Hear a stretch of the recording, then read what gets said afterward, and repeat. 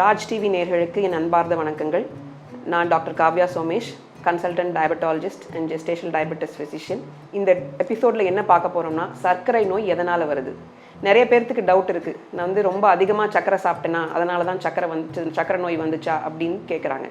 So இது முற்றிலும் தவறான ஒரு விஷயம். ஸோ அதை எக்ஸ்பிளைன் பண்ணுறதுக்கு தான் இந்த எபிசோட். ஸோ ஃபஸ்ட்டு சர்க்கரை நோயில் 2 வகையான சர்க்கரை நோய் இருக்குது. ஒன்று டைப் 1 டயபெட்டிஸ், இன்னொன்று டைப் 2 டயபெட்டிஸ்.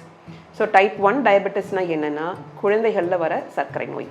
இந்த குழந்தைகளில் ரொம்ப ஏர்லியராகவே கண்டுபிடிக்கப்படும். இந்த சர்க்கரை நோயானது எதனால் வருது அப்படின்னு பார்த்தீங்கன்னா, முதல் விஷயம், நம்மளோட இன்சுலின்கிற ப்ரொடியூஸ் ஆகிற ஒரு ஆர்கன் இருக்குது, பேங்க்ரியாஸ்ன்னு சொல்லக்கூடிய ஒரு ஆர்கன்.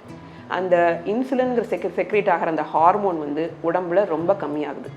இந்த இன்சுலின் என்ன பண்ணுது அப்படின்னு பார்த்தீங்கன்னா, உடம்புல இருக்கிற சுகர் லெவல்ஸை போய் கம்மி பண்ணி எல்லா ஆர்கன்ஸ்க்கும் போகிற மாதிரி ஹெல்ப் பண்ணுது. ஸோ இப்போ இந்த இன்சுலின் லெவல்ஸ் இல்லைங்கிற பட்சத்தில் பிளட் சுகர் லெவல் அதிகமாகிறது.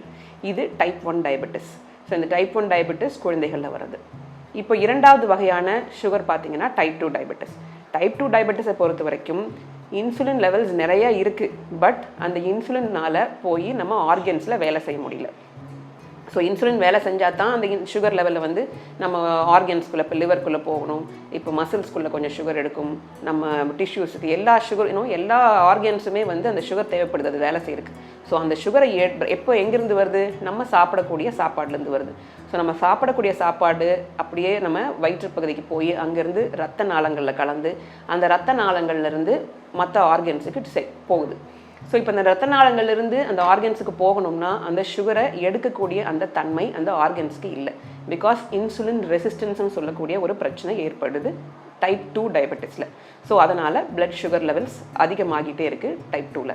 ஸோ இந்த மாதிரி 2 வகையான சுகர் ப்ராப்ளம்ஸுக்கு வேறு விதமான ட்ரீட்மெண்ட் இருக்குது. ஸோ ஃபஸ்ட்டு டயபெட்டிஸ் டைப் 1ல் இன்சுலின் லெவல் இல்லை. ஸோ ஆப்வியஸாக அவங்களுக்கு இன்சுலின் தான் கொடுத்தாகணும். ஸோ குழந்தைகளுக்கு இன்சுலின் லெவல் இன்சுலின் மட்டும்தான் ட்ரீட்மெண்ட். இப்போ 2வது வகையான டயபெட்டிஸ், அதாவது டைப் 2 டயபெட்டிஸில் நம்ம இன்சுலின் ரெசிஸ்டன்ஸ், அதாவது இன்சுலின் வேலை செய்ய மாட்டேங்குது, அதுக்கு ரொம்ப எதிர்ப்பு காட்டுது உடம்பு. ஸோ அந்த மாதிரி இருக்கும்பொழுது அந்த எதிர்ப்பை குறைப்பதற்கு மாத்திரைகள் இருக்கிறது.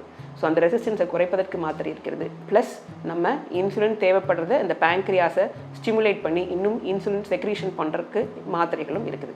ஸோ இதுதான் அந்த டைப் 1 + டைப் 2 டயபெட்டிஸ்க்கான டிஃப்ரென்ஸ். இது இல்லாமல் சில பேர்த்துக்கு சில மற்ற பிரச்சனைகள்னாலையும் சுகர் வரலாம். பேங்க்ரியாஸ் ப்ராப்ளம் இருக்கிறவங்களுக்கு சுகர் வரலாம்.